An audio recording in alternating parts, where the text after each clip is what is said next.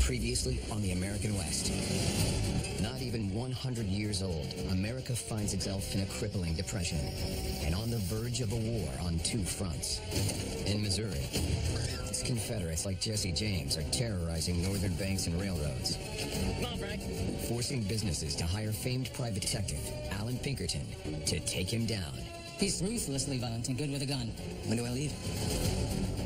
Further west, George Armstrong Custer has confirmed rumors of gold in the Black Hills of South Dakota, setting off a massive gold rush.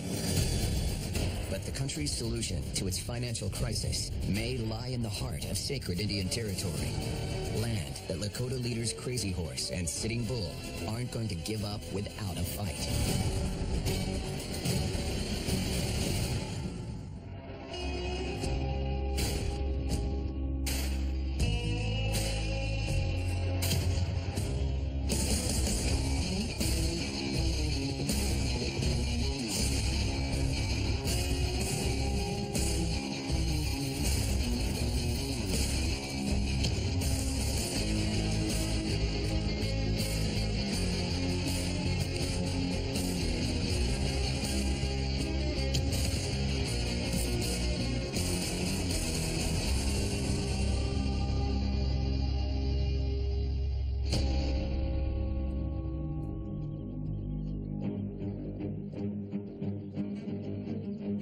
Midway through his second term as president, Ulysses S. Grant has watched the push to settle the West and heal the nation come to a halt as America suffers through a brutal depression.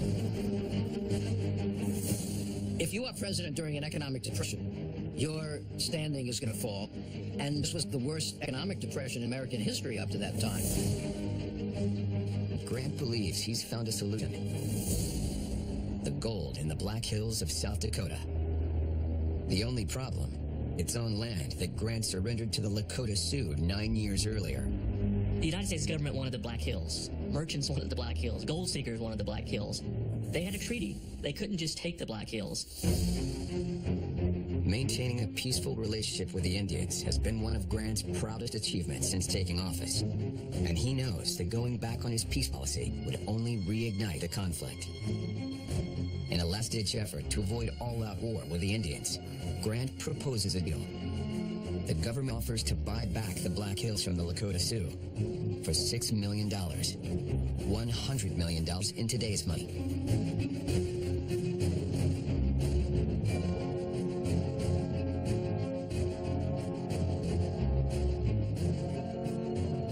Over 1,200 miles away from Washington, word of the offer soon reaches respected leader Sitting Bull, who knows his people now need to make a decision.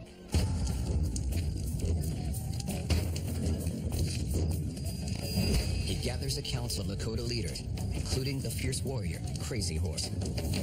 I think Native Americans' relationship with the land was very tight and had a spiritual component because they believed that they were connected to the land. They came from the land. So they had a very close relationship with the land, much more than people from outside did, who looked at the land in a more superficial way. Wasichu umakakyape. Pikit. Wasichu. Uyuchikao ko. Na. Kena. Kena nunju kyapeki. To the Lakota, the Black Hills are more than just a place to live and hunt. They're essential to their culture. The Black Hills is important and sacred to us because that's where our creation story comes from. There's a place called Wind Cave there that many of us believe that's where we came from. We value the land and the animals just as much as we people. Gold had no meaning, no value to us. Of all the places that the United States could have wanted the Lakota to sell, the Black Hills were the worst place that they could have chosen. Sitting Bull famously picks up a little pinch of dirt and he holds it up and says, "I don't want to sell any more land, not even as much as this little pinch of dirt."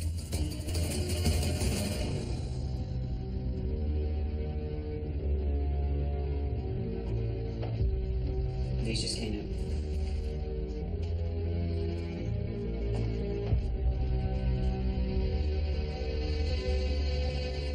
The Dakota Sioux reject the government's offer, and Grant's hope for peace is slipping away.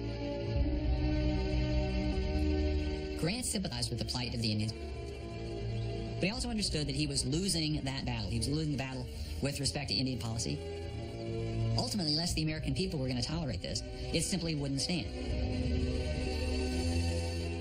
With all due respect, sir, you have exhausted every political option available in dealing with the Sioux. Our only, our star. It is no longer a sustainable objective. It's time we start looking at military options.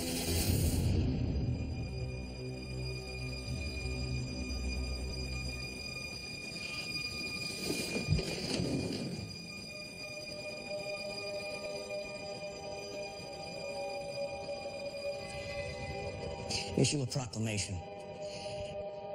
All members of the Sioux tribe must report to an appointed Indian reservation no later than February 1st, 1876. And those that don't report? They will be considered hostile and treated as such.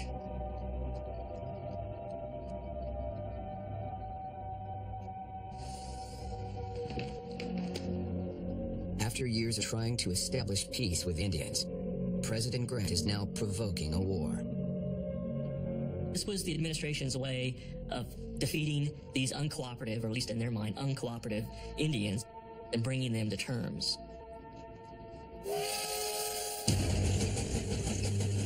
While the government prepares for conflict with the Indians, nearly 700 miles away, another battle is being fought. Jesse James has been on a crime spree across Missouri and Iowa. Come on, let's go, let's go. Fighting for the Confederate cause by robbing the Northern railroads of their funds.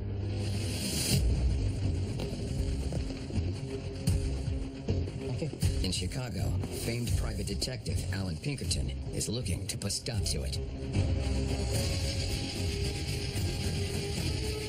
He orders an ambitious agent named Joseph Witcher to travel to Missouri and track down the notorious outlaw. Well, once the Pinkertons get on your trail, man, they're not going to stop until you are done and out of business, one way or the other.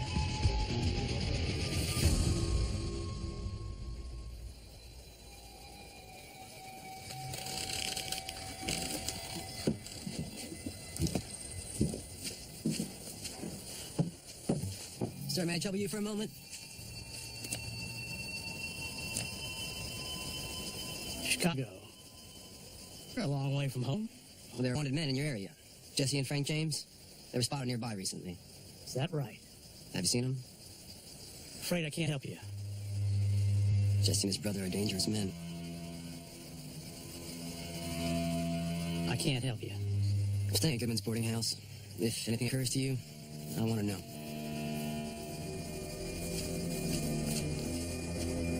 With no help from local law, Witcher needs another way to learn Jesse's location. So he employs a tactic that the Pinkertons have perfected: going undercover. A key to the very long, successful career of Jesse James is, unless you grew up with him or unless you fought with him in the war, no one knows what he looks like. All the authorities have are some eyewitness descriptions, which aren't very good. He can't really be identified. Good day, sir. Hi. How are you? I wonder if you could help me. I'm a little new to the area. I was looking for the James farmhouse. It was very dangerous for Joseph Witcher, this northerner from Chicago, to go into Clay County, where Jesse had many friends, and try to somehow sniff out the James gang. To ex-Confederates across Missouri, Jesse's fight against the North has made him a hero, and they'll do anything to protect him.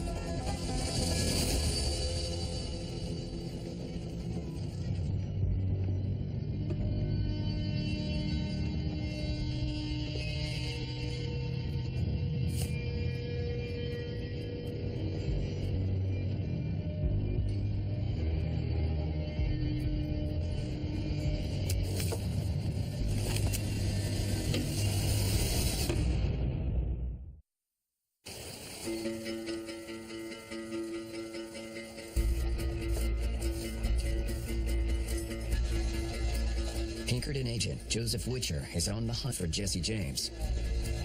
hoping to end the outlaws' reign of terror against the North. Hey, good day, ma'am. How are ya?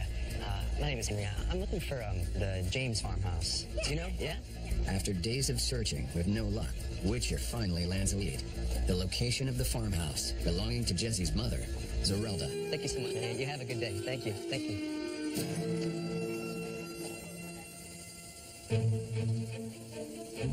Jesse's mother, Zerelda James, was outspoken, dominating. The neighbors referred to her as Captain Zerelda.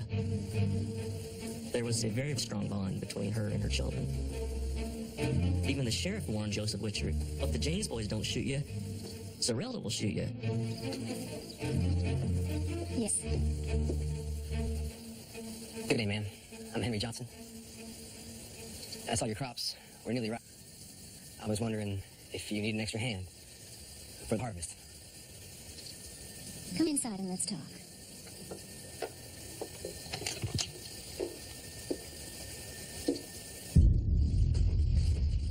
I remember the day when no self-respecting white man would ever ask for farm work. Times sure have changed. Yes, I have, ma'am. Art, will you fetch me the sugar, please? This is Archie, my youngest. Hello. Archie, say hello to Mr. Chipson. Hello. Thank you, dear. Sugar? Yes, please.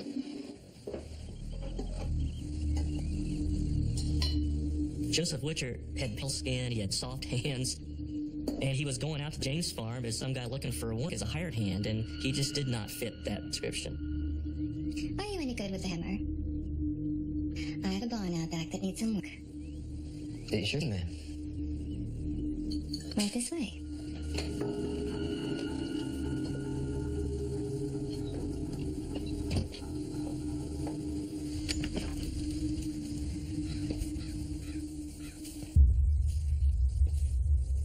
Seems pretty straightforward. I hear you've been looking for me. Which is funny because I've been looking for you.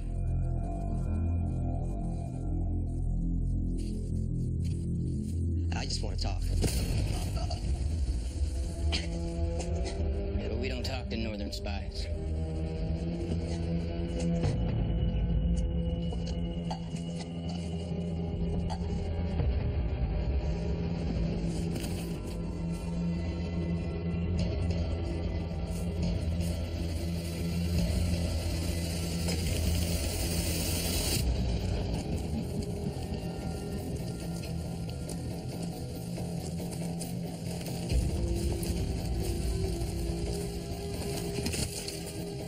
Jesse James and his brother Frank have just killed top Pinkerton agent, Joseph Witcher. They kill him for a couple of reasons. They don't want anybody with any knowledge of what Jesse looks like, but he wants to send a message: don't send these northerners from Chicago to intimidate me and my family. Stay out of my turf. As Jesse James claims another victory in his personal war against the North. Nearly 1,000 miles away, Lakota Sioux have been given an ultimatum by the U.S. government. Move onto a reservation immediately, or risk war. Kaya, usuyo unyape ki. Na washichuki, okiji yapikte. Matukukna, makupikte. Makochi, ikte.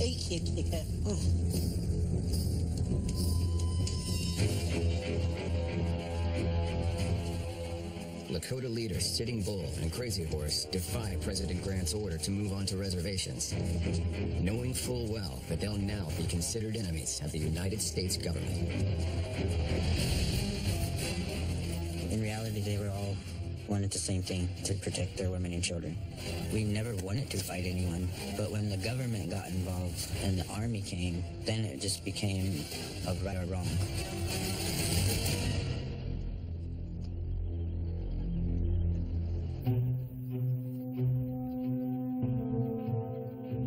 When President Grant learns of hostile Indians refusing to move on to reservations, he has no choice but to take action.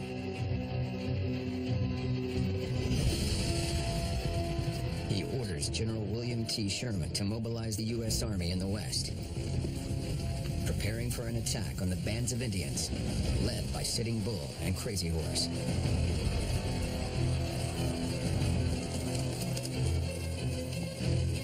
But one man won't be leading the charge this time.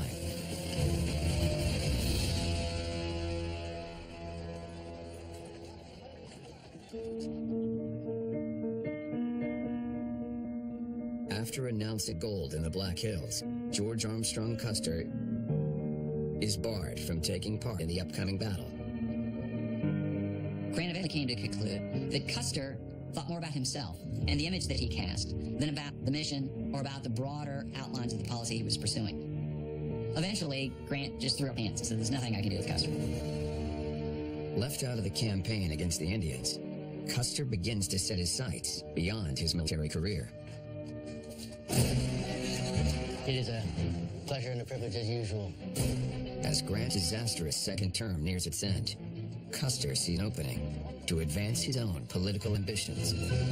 Using his celebrity, Custer begins meeting with influential politicians in Washington, forming powerful alliances that could help him achieve his new goal of becoming president. Decorated war veteran like myself might well be able to pull off what you're planning. Custer had a following all his own. Members of Congress would invite him to come speak, and Custer would talk, and he would persuade him. In some ways, he had political clout that Grant and Sherman didn't. Now, they both outranked him, but Custer had a following.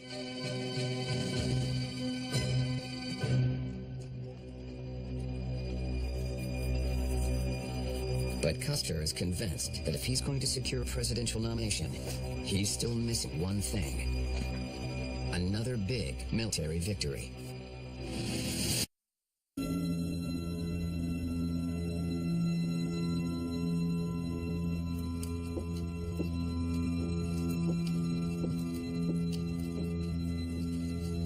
You draw a picture of me?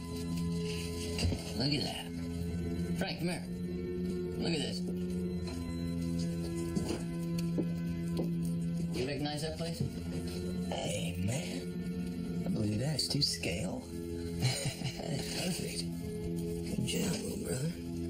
After killing a top agent from the most powerful detective agency in the country, Jesse James and his brother Fink go back to life as usual. Oh, how am I frowning and you smiling? I guess that is pretty accurate.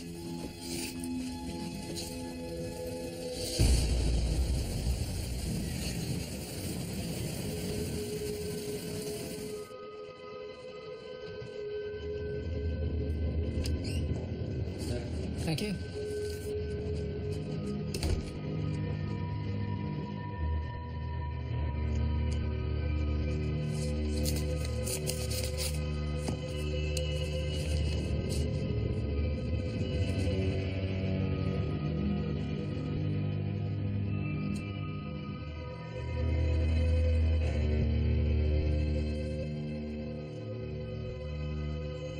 For Alan Pinkerton, the brutal murder of his top agent has turned his hunt for Jesse James into a personal mission for revenge. Jesse James is a symbol of everything Pinkertons are against. Lawlessness, unredeemed Southern insurrectionism. If Jesse James was still out there as a symbol, you could get away with this stuff. He had to be killed. If we can get to this area here, the mother's farmhouse, they all live there together. We'll stage the final raid. As a private enforcement agency, the Pinkertons are able to operate outside the limit of the law. Once everything's in place, we'll drive them from the house with this a fireball gift from an old army friend at the Rock Island Arsenal. We flush them out, and we take them down, all of them. Shoot to kill. In many cases, if you look back, a lot of the people that kind of implemented law and order were, in some cases, just as bad as the criminal element themselves. We're gonna burn that damn house down. Wipe it from the face of the earth. Make myself clear? Yes, sir. That defined line between a lawman and a criminal, I think, is much more blurred in the times of the James Gang.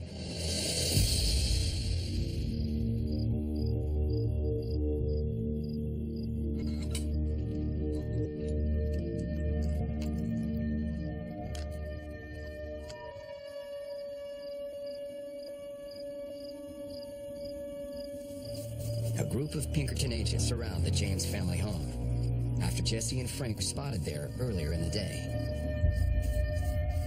Pinkerton knew that the James boys would at some point come to that house. He had men ready, at least 8 to 10. Whenever they learned that Jesse and Frank were at that farm, he was going to send those men in. What are we waiting for? Alan Pinkerton plotted to bring about the demise of the James brothers.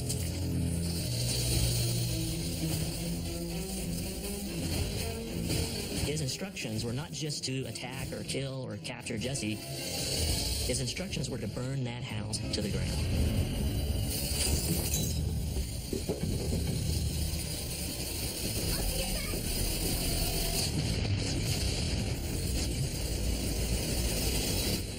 King.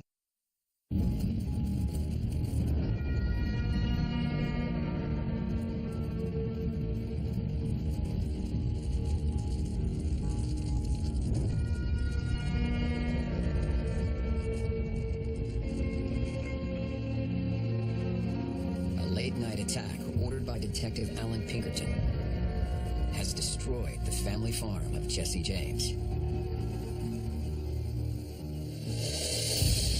But the intended targets are miles away.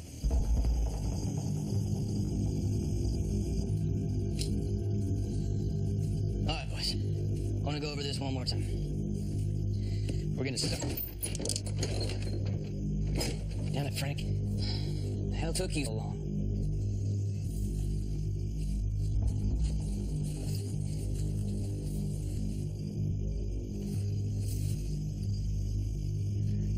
Pinkertons came above us. She's hurt. Mark's dead.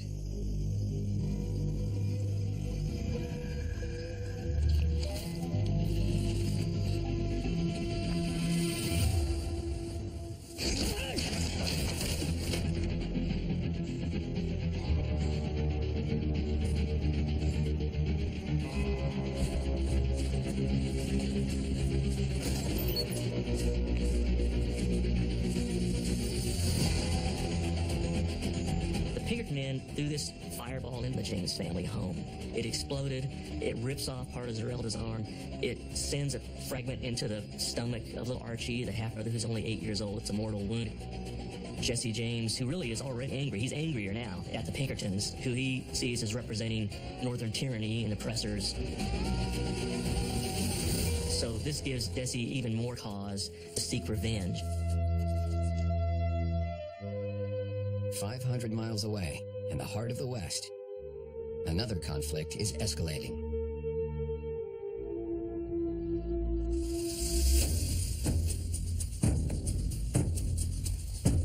Led by their chief, Sitting Bull, many Lakota have defied President Grant's order to report to reservation. Sitting Bull knows Grant will see his actions as a declaration of war. So he begins building the Unified War Party, gathering tribes from across the West. At first, it was individual tribes that were protecting themselves against the government. But, at some point, they figure out, okay, we gotta work together now.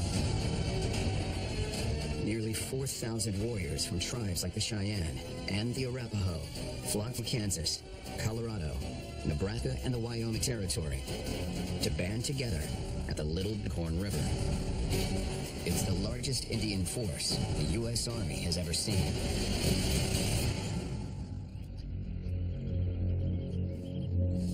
Our reports indicate that around 1,000 Indian lodges are based here.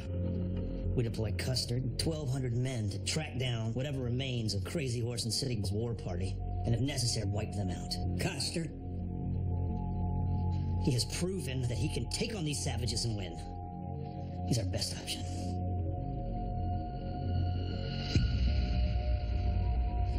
Have Custer report to General Terry at Bismarck.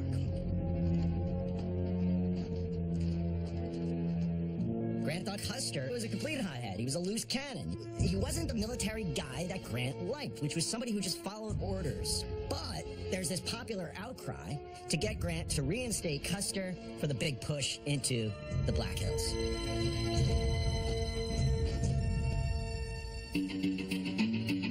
After months of building his political connections, Custer is sent west to the Montana Territory to lead a regiment against one of the largest Indian war parties ever assembled in the U.S., giving him the opportunity that could carry him all the way to the White House. Custer was ambitious. He had great dreams, had the American dream. There's been talk that Custer hoped to get the Democratic nomination for president. He needs a big victory to win glory once again and, of course, move onward and upward.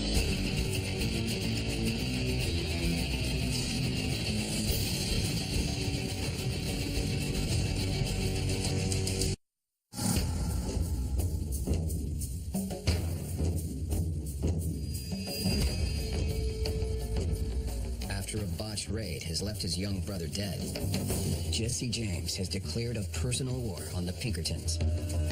Jesse James sees the Pinkertons as like the ultimate evil guys who are breaking constitutional law in the interest of big business.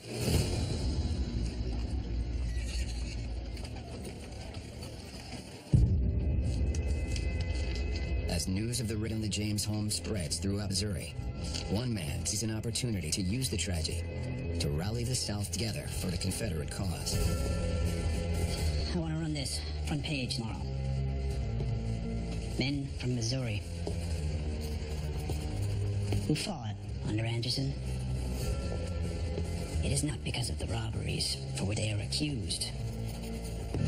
It is because, like you, they fought for the South. Newspaper editor John Newman Edwards framed the story of Pinkerton's raid as a direct attack on the South by a Northern enemy. The Pinkerton raid turns all kinds of sympathy to the James family. They already had a little sympathy from Southerners, but now they see an 8-year-old boy has been killed, a mother has lost her child. So the press, including John Newman Edwards, have a field day over what this Chicago private firm has done in Clay County, Missouri. The article's appeal to loyal Southerners and support for Jesse James and his cause is an all-time high. To show their support, Missouri residents give Edwards and his newspaper the names of anyone who may have aided the Pinkertons for him to print in his paper, and it isn't long before Jesse tracks them down. One man who's revealed to have helped Pinkerton was Daniel Askew. Pinkerton had a man there acting as a hired hand, keeping watch on the house. Daniel Askew makes the mistake of not leaving Clay County.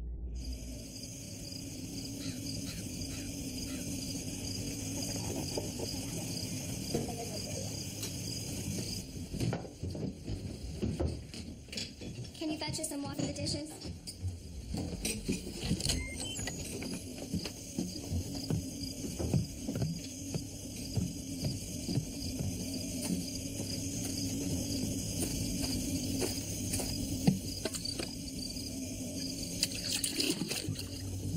Daniel Askew.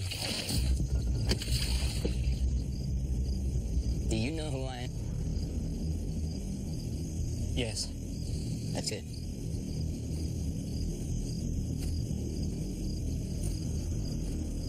That seems like a nice family you got in there. Please. Please what? Whatever you do, just please don't hurt my family. That'd be pretty low, wouldn't it? Murder innocent women and children. Yeah, I don't know if I could stoop to something like that. But I guess, you're gonna have to take me at my word.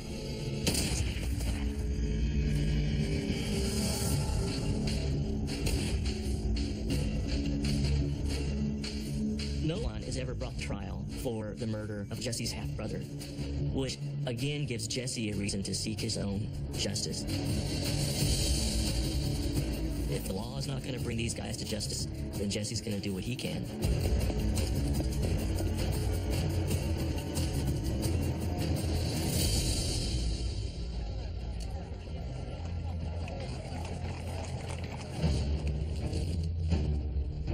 500 miles away, Al Pinkerton is dealing with the fallout from his botched raid. It was Al Pinkerton's greatest defeat, his greatest humiliation. Pinkerton's reputation for relentless justice is ruined. And he's forced to back away from the outlaw he's been pursuing for the past year, giving up on Jesse James for good.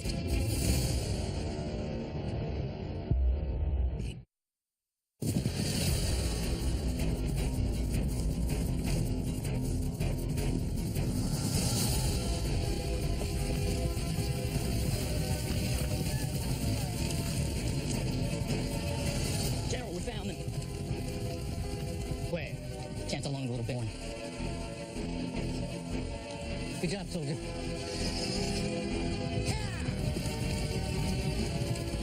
In hopes of securing a presidential nomination, George Armstrong Custer is on a mission to track down and defeat a band of Sioux Indians. Custer's leading one of 3 columns of U.S. troops heading toward battle against Sitting Bull. The campaign on the Northern Plains in 1876 is one of the largest the Army had ever engaged in the Indian Wars. 3 great columns went forward, one coming up from the south, another coming out of Montana, and then Custer's column coming from Fort Abraham Lincoln. Together, the battalions make up a force of nearly 1,500 troops, with one goal in mind: to destroy Sitting Bull's army. But what the commanders didn't realize is Lakota Chief Sitting Bull has gathered nearly 4,000 Indian fighters, including the fearless warrior Crazy Horse.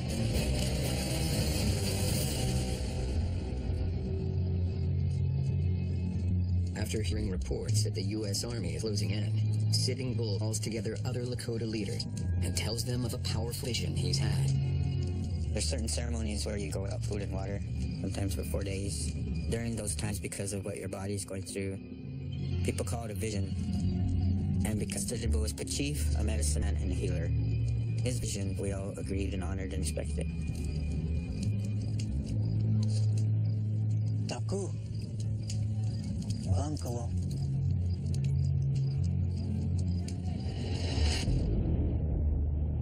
Ucharsha Kichita.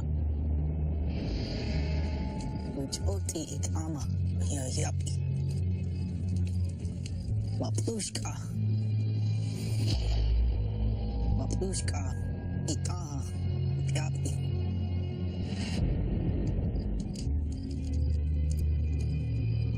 Wakantaka Washitu Kijita.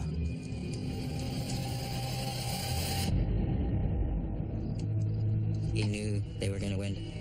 That's a powerful thing to know. It's a powerful faith to have.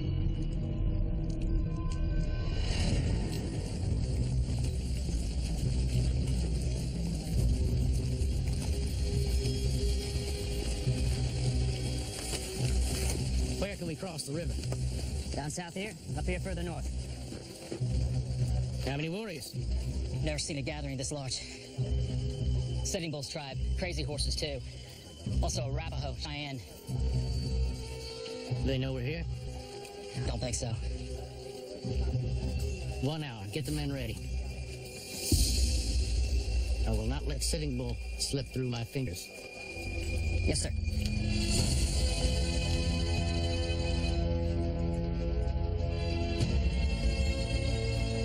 Instead of waiting for the remaining 2 columns of U.S. troops to arrive, Custer orders his regiment and just under 500 men to move out. He leaves all his heavy artillery behind, determined to get all the glory for defeating Sitting Bull and his warriors.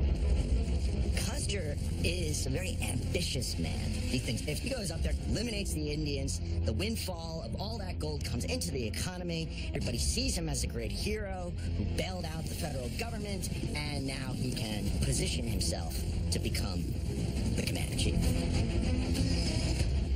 President Custer. Just think about that.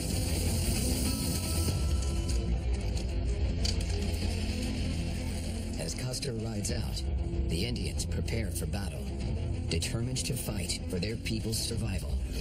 They're defending their territory, but they're also more immediately defending their families. They're trying to protect all of them from the United States.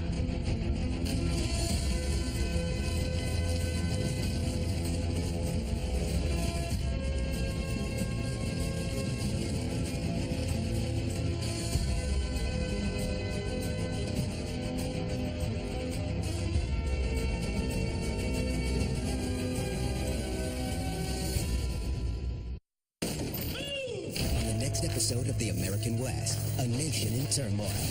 Custer heads to a final showdown at Little Bighorn, where Crazy Horse and Sitting Bull sound the battle cry. While Jesse James and his gang make a fatal mistake and battle a mob of vigilantes hungry for justice. For more The American West, go to AMC.com.